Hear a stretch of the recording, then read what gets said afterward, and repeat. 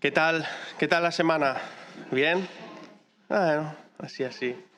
Bueno, como sabéis, los domingos nos reunimos para juntamente, o sea, todos juntos, dar gracias a Dios, orar, cantar y aprender de lo que Él nos dice en su palabra, y es lo que vamos a hacer hoy. Entonces, vamos a pedirle su bendición, que Él esté presente entre nosotros hoy. Padre, te damos las gracias por tu presencia, porque tú lo has prometido, que donde están 2 o 3 reunidos en tu nombre, tú estás presente, y aquí somos unos cuantos, y queremos también que tú nos hables en el día de hoy de forma sobrenatural a nuestros corazones, entendiendo nuestras debilidades, mirando nuestro corazón, mostrándonos qué cosas tienen que ser cambiadas y fortaleciendo tu espíritu en nosotros. En el nombre de Jesús. Amén. Muy bien. Bueno, no sé cuántos de aquí han leído, seguramente que muchos, el libro de los Jueces. ¿Quién ha leído Jueces? ¿Sí? Todo. Sí. Es bueno ir haciendo rondas, toda la Biblia, de principio a fin, constantemente.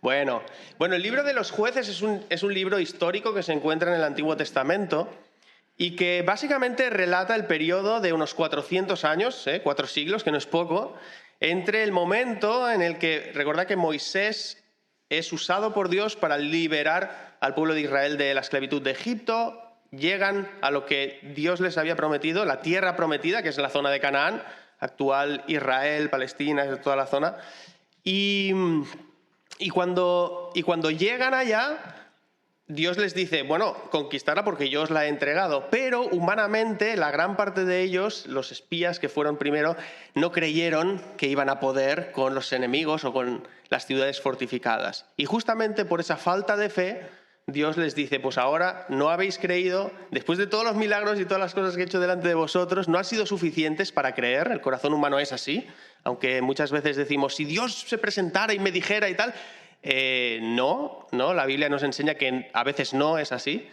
Y finalmente, por causa de su incredulidad, estuvieron dando vueltas por el desierto durante 40 años, ¿no? Cuando terminaron esos 40 años, Moisés llega otra vez con todo el pueblo y finalmente Dios le dice, tú no vas a entrar, pero te dejo mirar desde la colina toda la zona, la tierra donde fluye leche y miel, pero sí va a entrar Josué, que no es el Josué que tenemos hoy aquí y que nos visita y estamos muy contentos de verle hoy, que nos visita de Holanda, pero sí, era Josué quien comandó, quien lideró todos los ejércitos y el pueblo de Israel en la entrada a la tierra prometida en la que fluía leche y miel. Y una vez que conquistan parte del territorio, Dios les dice, bueno, acordaos de que yo soy el que os liberé de Egipto, de la esclavitud, y pondréis mis mandamientos por obra, y de esta manera estaréis cerca de mí y yo cerca de vosotros.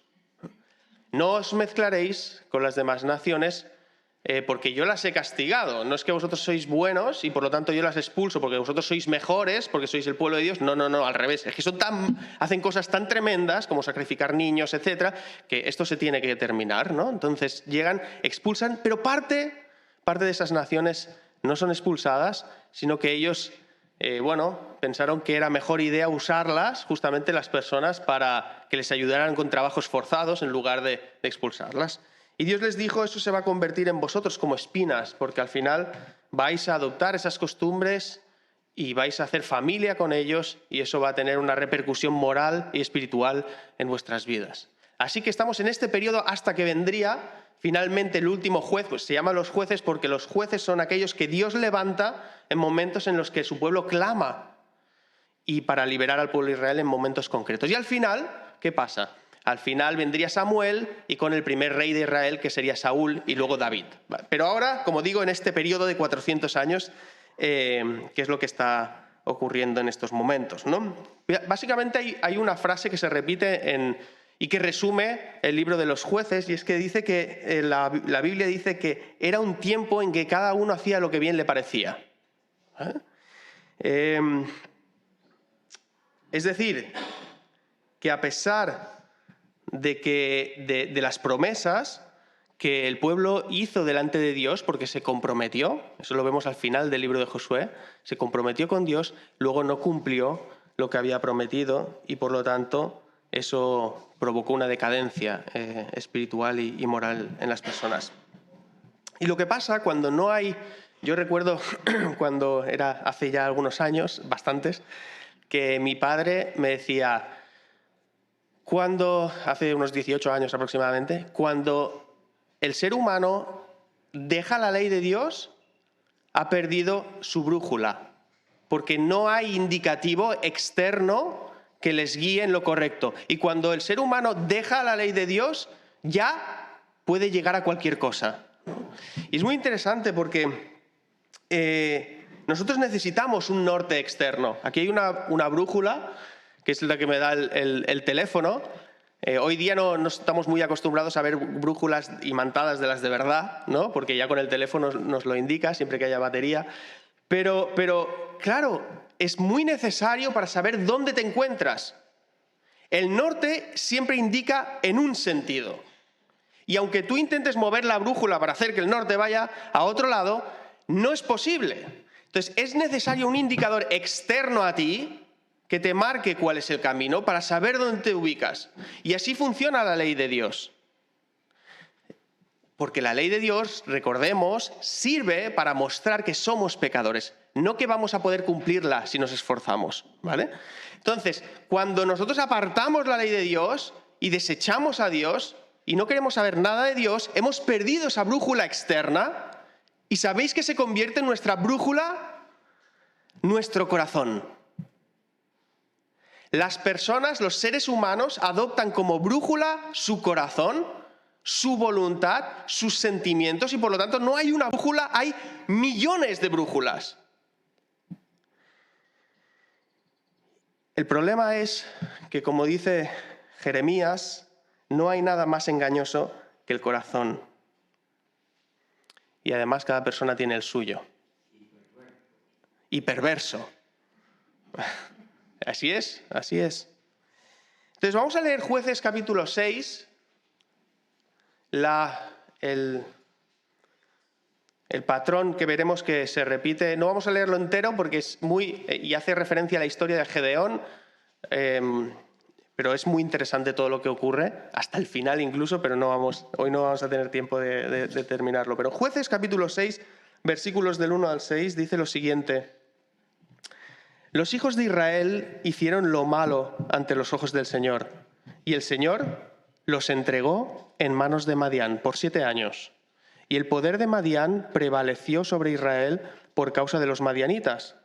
Los hijos de Israel se hicieron escondites en las montañas y en las cavernas y en los lugares fortificados, porque sucedía que cuando los hijos de Israel sembraban, los madianitas venían con los amalecitas y con los hijos del oriente, que ahí hablamos de los ismaelitas, los antecesores a los que serían los árabes, ¿vale? Venían con los hijos del oriente y subían contra ellos, y acampaban frente a ellos y destruían el producto de la tierra hasta Gaza. Y no dejaban sustento alguno en Israel, ni oveja, ni buey, ni asno, porque subían con su ganado y sus tiendas y entraban como langostas en multitud. Tanto ellos como sus camellos eran innumerables y entraban en la tierra para devastarla. Interesante el ejemplo de la langosta. Si vemos lo que está ocurriendo en algunas zonas del planeta, Argentina, por ejemplo, cómo las plagas de la langosta arrasan y realmente es que estropean completamente la cosecha hasta devastarla. Así, dice el versículo 6, así fue empobrecido Israel en gran manera por causa de Madián, y los hijos de Israel clamaron al Señor. Bueno, este es el patrón que se reproduce constantemente en los jueces. El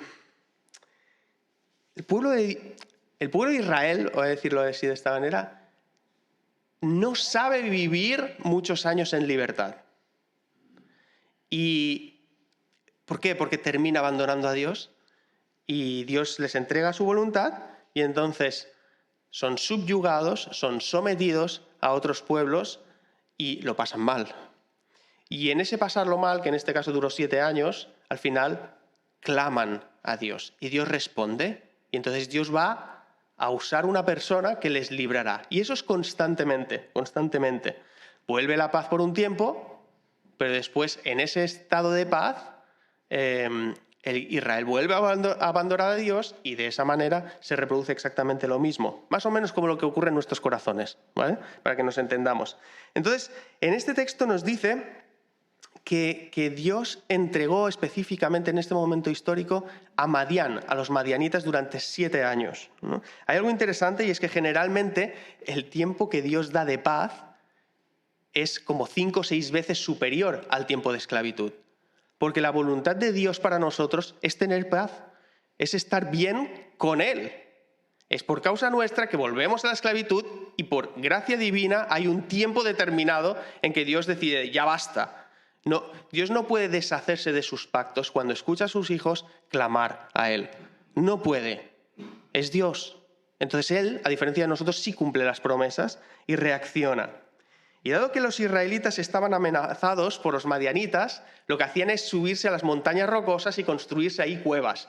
Bueno, hacían cuevas, se metían en hoyos, etc. Lo cual, cuando vienes con los ejércitos, es muy difícil realmente llegar allí y alcanzar a estas personas, ¿no? Es muy difícil. Entonces, ¿qué hacían? Bueno, pues los amalecitas, los madianitas, lo que hacían es venir toda la tropa al valle en la época cuando ya estaba sembrado el campo y arrasaban. Con lo cual, destrozaban todas las posibilidades de tener fruto y así poder tener una vida tranquila o nutrirse en este sentido, ¿no? Esa era la estrategia que seguían para debilitar al pueblo de Israel y funcionaba, porque fue empobrecido. El pueblo de Dios es muy interesante, ¿no? Cómo hacía esfuerzo en sembrar, pero no obtenía ningún fruto. Hizo todo lo posible para vivir como los otros vivían, pero no recogían. Y es cierto que muchas veces queremos vivir como el mundo vive y a la vez obtener el favor de Dios. Pero la Biblia nos enseña que realmente la voluntad de Dios es contra la voluntad de la carne. Y no podemos servir a 2 señores y tener éxito a la vez sirviendo a los 2 señores. Pero Dios es fiel, como decíamos, y Él responde en el momento en que hay clamor por la dificultad de su pueblo. ¿Y qué hace Dios? Versículo 7 dice: y cuando los hijos de Israel clamaron al Señor a causa de Madián, el Señor envió a los hijos de Israel un profeta que les dijo: así dice el Señor, Dios de Israel, fui yo quien os hice salir del pueblo de la esclavitud de Egipto. Fui yo. Eso es lo que les dice en primer lugar. No fue ese, ni ese otro, ni ese otro, ni ese otro, sino yo el que os liberé. Eso es lo primero que Dios les dice. ¿Por qué? Porque es lo primero que han olvidado. Y así están viviendo lo que están viviendo. Y es muy interesante ver que esto nos enseña que Israel había aprendido en esa región a cultivar como los otros cultivaban, a plantar como los otros plantaban, a llevar su ganado como habían aprendido de los otros. El problema es que el fruto de todo ello, la confianza en su prosperidad, había sido también puesta en los mismos dioses que ellos tenían su confianza. Y ahí estuvo el problema. Nosotros, en esta vida, tú vas a aprender a trabajar y cuando aprendes un oficio, lo vas a aprender del que te enseña. Lo que yo sé, lo que yo he aprendido en la educación, en el colegio, me lo han enseñado aquí. Yo he aprendido de los mayores de aquí, de las personas de este mundo. Igual, he aprendido también a trabajar. El aprendizaje, las técnicas que he aprendido, todo lo he aprendido de aquí. Pero la diferencia es poner la confianza en lo que el mundo pone la confianza. Y ahí viene el problema. Versículo 10 dice: yo os dije, yo soy el Señor vuestro Dios, no temeréis a los dioses de los amorreos en cuya tierra habitáis, pero no me habéis obedecido. No está diciendo que ellos no tuvieran miedo de los dioses, sino que no tuvieran respeto en el sentido de confiar que ellos podían ser el motivo de liberación. No les tengáis en cuenta como dioses reales, porque no lo son. Esto nos ayuda a entender también por qué en Proverbios después dice, el principio de la sabiduría es el temor a Dios, a Jehová, a Yahweh. Ese es el principio. Y cuando ahí habla de temor, es tenerle en cuenta, que su palabra hay que tenerla en cuenta. Y él dice, no tengáis en cuenta la de estos dioses inventados. No les deis, porque cuando lo hacéis, estáis poniendo en el mismo lugar al Dios único y verdadero que existe por los siglos de los siglos, al mismo nivel que estatuas de piedra y de madera. No lo hagáis. No les temeréis. Entonces ya no plantaban sabiendo que Dios les había dado la tierra que fluía leche y miel, sino plantaban con estatuas al lado de Asera, de Astarot y de Baal, para luego atribuir a esas estatuas su bendición. Y ese es el gran problema. Nosotros también estamos tentados hoy a seguir los dioses de este mundo, que quizás no son estatuas, ¿no? Son muchas otras cosas, temiendo lo que el mundo teme. No tener dinero, no tener casa, no tener una familia, no ser aceptado por los demás, no tener trabajo, y deseando lo que el mundo desea, tener poder, tener riquezas, tener un sinfín de placeres, la alabanza de los demás. Estos son los dioses que hoy operan entre nosotros. No podemos aprender y vivir en este mundo y ejercer pues el trabajo como cualquier otra persona, pero no aspirando a tener los que buscan estos dioses. No podemos poner nuestra confianza en ellos. Y es interesante ver que incluso nuestra sociedad llega a criticar algunos de estos elementos de forma genérica.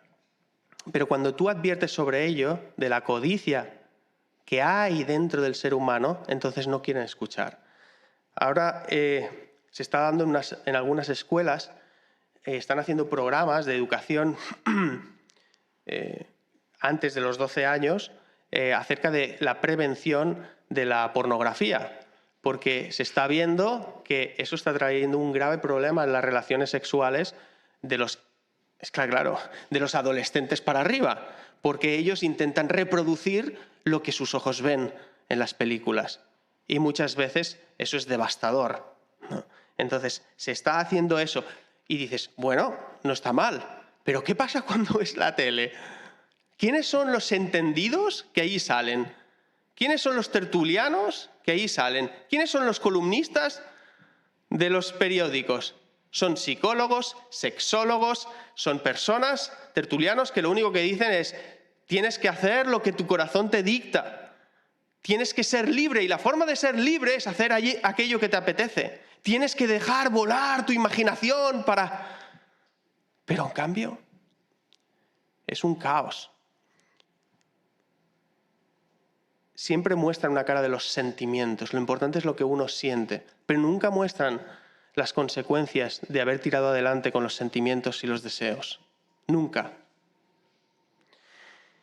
Ayer vi un titular también, anteayer en ese caso, en la televisión pública. Era interesante porque era una noticia y bueno, salía el gobierno hablando y abajo, sabéis que pone un subtítulo, ¿no? Y en ese subtítulo ponía lucha contra la avaricia de las empresas. Muy interesante cómo está apareciendo términos, ¿no? La avaricia, luchar contra la avaricia. Y bueno, salía pues evidentemente el gobierno diciendo que iba a investigar aquellas empresas que aprovechan la inflación para subir unos céntimos, ¿no? sus productos. Yo no digo que no. Es posible que haya avaricia, claro que sí. Y exactamente la misma que hay en los gobiernos, no para tener más dinero, sino para tener más poder y presentar medidas que puedan captar la atención de los más desfavorecidos para tener después más votos. Es lo mismo. Es decir, hemos llegado a un punto en que estamos en el juego de los términos, ¿no? De las terminologías desde hace años. Entonces, ahora se persiguen los delitos de odio, los delitos de avaricia, los delitos... El problema está en que tú no puedes asignar odio a algunas acciones y a otras no. No puedes juzgar la avaricia en unas acciones y las otras no. Si el delito es odio, tienes que juzgar el odio. Y el odio sale del corazón. Y el odio no se manifiesta únicamente en unas acciones, en muchísimas, en actitudes, en respuestas, en palabras, en sentimientos, en muchísimas cosas. Entonces, si tú únicamente juzgas una parte, tu justicia se ha vuelto injusticia. En cambio, la Biblia lo que hace es que mires en tu interior y vas a ver cómo brotan esos delitos de odio, esos delitos de avaricia, los cuales Dios sí ha juzgado desde el corazón, no por tus acciones externas, por tus sentimientos, por lo que hay dentro. Eso es lo que juzga. Por eso todos somos condenados. Por eso no hay ley que se pueda cumplir en un sentido estricto. Por eso la única escape que nos queda es el arrepentimiento y el perdón de Dios. Por ello, estamos ahora mismo justamente en una época en que cada uno hace lo que le conviene o lo que le parece.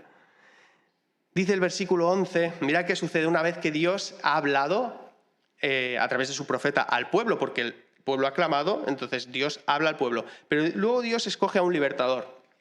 Vamos a leer del 11 al 13. Dice, y vino el ángel del Señor. Sabemos que cuando leemos el ángel de Yahweh, no se está diciendo un ángel, no es un enviado, sino el ángel, es decir, Dios mismo. Y vino el ángel del Señor y se sentó, es decir, que vendría corporalmente en forma humana, reconocible como una persona, ¿no? Y se sentó en la encina que estaba en Ofra, la cual pertenecía a Joás, abiezerita, y su hijo Gedeón estaba sacudiendo el trigo en el lagar para esconderlo de los madianitas. O sea, y es muy interesante la cotidianidad del asunto, ¿no? Van a venir, el poco alimento que tenemos, vamos a esconderlo, y él estaba encargándose de esto, ¿no? Y el ángel del Señor se le apareció y le dijo, el Señor está contigo, valiente guerrero. Entonces Gedeón le respondió, ay, Señor mío. Notad, el Señor mío es un Señor con minúscula, porque Gedeón no sabía muy bien qué tenía delante. Sabía que era importante, pero no sabía quién era exactamente en este momento, Entonces, ay, Señor mío, si el Señor está con nosotros, ¿por qué nos ha ocurrido todo esto? ¿Y dónde están sus maravillas que nuestros padres nos han contado? Diciendo, no nos hizo el Señor subir de Egipto, pero ahora el Señor nos ha abandonado y nos ha entregado en la mano de los madianitas. La percepción del abandono de Dios. Muchas veces cuando las cosas no nos salen bien, atribuimos la responsabilidad a Dios. Pero cuando nosotros vivimos bien, nunca nos acordamos de Él para celebrarlo, ni darle las gracias. Ignoramos que esté. Y ayer por la mañana fui a una panadería que queda un poco más lejos de casa, pero bueno, me gusta más el pan allí. Y nada, fui andando hasta llegar y llegué a la panadería, entré y bueno, es una panadería que a mí es bastante bonita y tal, se ve bien el pan, bien iluminado y tal. Y llego y me pongo en la cola y tenía una señora delante, una señora mayor delante y la otra que ya salía, ¿no? Y digo, bueno, ya me toca. Y entonces cuando está atendiendo a la señora que tenía delante, de repente se apagan las luces de toda la panadería. Y yo, vaya. ¿Y ahora qué? Bueno, pues... y le dice a la señora, no, es que no te puedo cobrar ya, porque es que no me funciona el datáfono, ni la máquina y tal. Y dice, a no ser que tengas efectivo, ¿no? La señora mayor dijo, sí, claro que tengo, ¿no? Y yo pensé, ¿quién fuera mayor para tener efectivo? Siempre he vendido el móvil para todo, ¿no? Entonces... Y veo que, bueno, pudo pagar, pero yo no llevaba. Entonces, claro, fui después a buscar el pan de la señora, me dice, un pan de payés. Y entonces, pero no se lo puedo cortar. Porque, claro, como ya no hay luz, ya no puedo cortarlo tampoco. O sea, un caos. Y digo, no se puede cortar. Entonces, claro, la señora, digo, hombre, señora, también ahí darle al pan cuando... Entonces no había pan.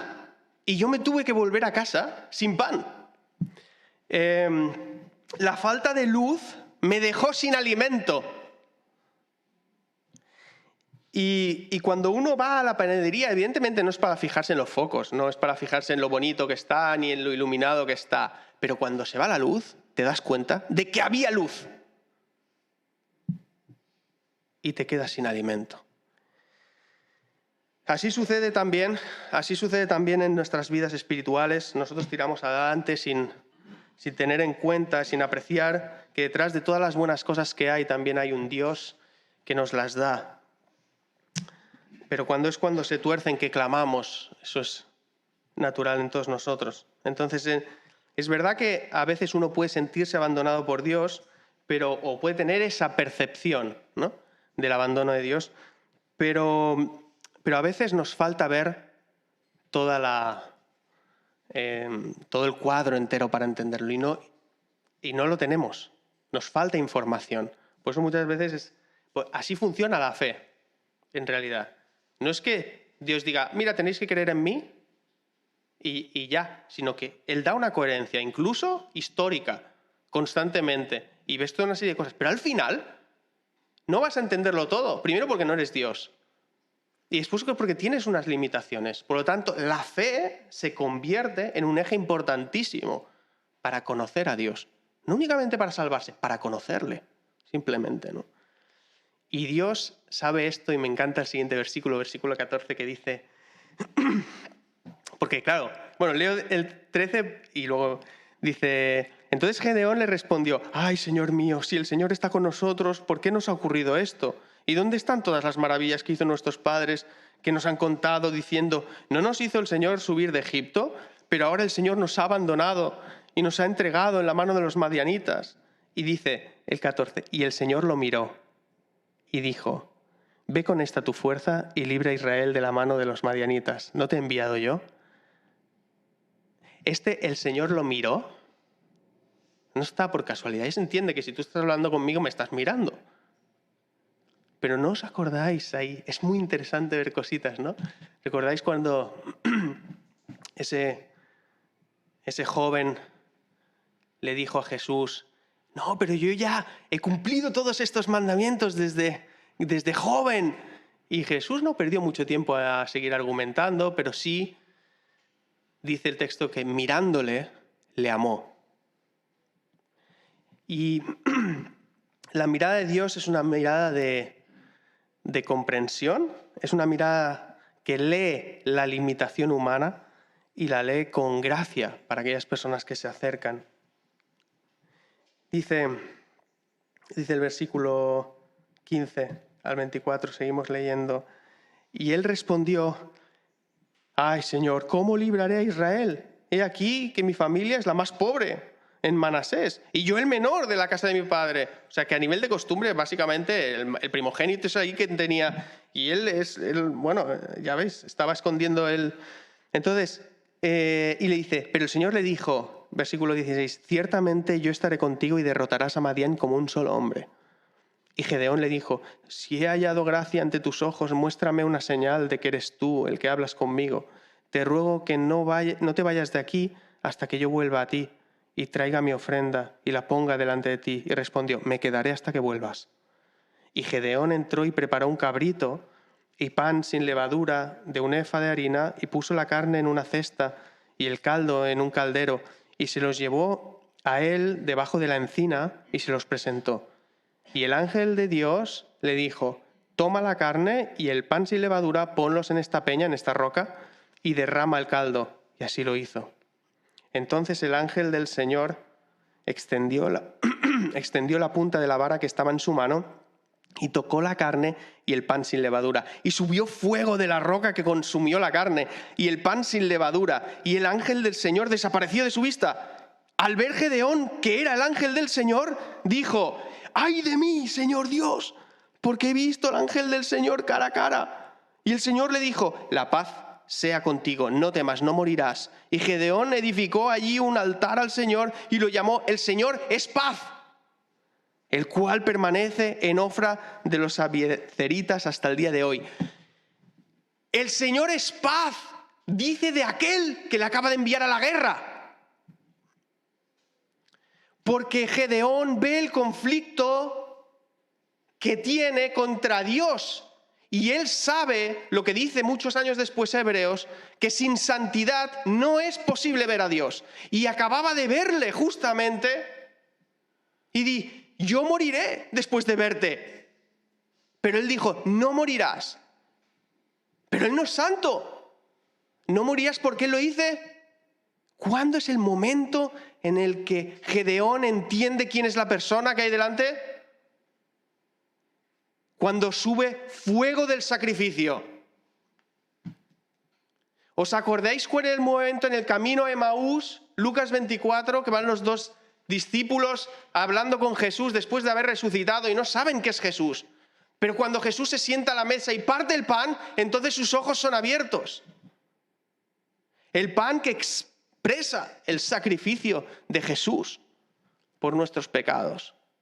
Es el momento en el que ese fuego sale para sacrificar la ofrenda que Gedeón había puesto, que él comprende que el que tiene delante es el Señor Santo de los ejércitos y que nadie puede estar en pie delante de él sin santidad. Es Dios de paz, porque gracias al sacrificio nosotros tenemos paz en ese conflicto permanente con Dios a causa de nuestro pecado. Y esta es una historia que ya nos enseña qué es lo que vendría muchos años después. Y si seguís leyendo en vuestras casas, es muy interesante. Bueno, leo 2 versículos más y lo dejamos ahí para no hacer más spoiler, pero dice, 25, dice, sucedió que aquella misma noche el Señor le dijo, toma un novillo de tu padre y otro novillo de 7 años, derriba el altar de Baal, mira que tenían, Israel, el altar de Baal que pertenece a tu padre y corta la Asera, que es otro ídolo, que está junto a él. Edifica después, en su debida forma, un altar al Señor Dios sobre la cumbre de este peñasco. Toma el segundo novillo y ofrece el holocausto con la leña de la Asera que has cortado. Y Gedeón tomó 10 hombres de sus siervos e hizo como el Señor le había dicho. Y sucedió que como temía mucho la casa de su padre, a los hombres de la ciudad para hacerlo, fue y lo hizo a la noche, es decir, no durante el día. O sea, cuando Dios cambia tu vida, hay gente que está luchando mucho porque no saben cuál va a ser la reacción en su casa. Pero antes de la liberación, uno destruye los ídolos que hay en su casa, destruye las aseras, destruye las tarot. Ya no más van a ser fuente de nuestra confianza, ya no más. Y a partir de ahí, Dios traerá la liberación, como sucede a lo largo del capítulo. Pero lo que quería transmitir es eso, no hay liberación sin sacrificio. Y es algo que Dios nos ha concedido ver después de muchísimos siglos a través de Jesucristo. Ya está hecho, consumado es. Igual que con el fuego, Jesús dijo en la cruz, consumado es, está hecho. Todas las personas que se arrepientan de su pecado y íntimamente vayan a su presencia y le digan, perdóname, te reconozco como el Señor de mi vida, son perdonados y van a estar toda la eternidad con Él por siempre. Amén. Padre, te damos las gracias por la Escritura. Ayúdanos a entenderla, a absorber ese mensaje. Líbranos del mal, protégenos de la tentación. Haznos fuertes para que podamos seguir reconociéndote al final de nuestros días, para estar contigo para toda la eternidad. En el nombre de Jesús. Amén.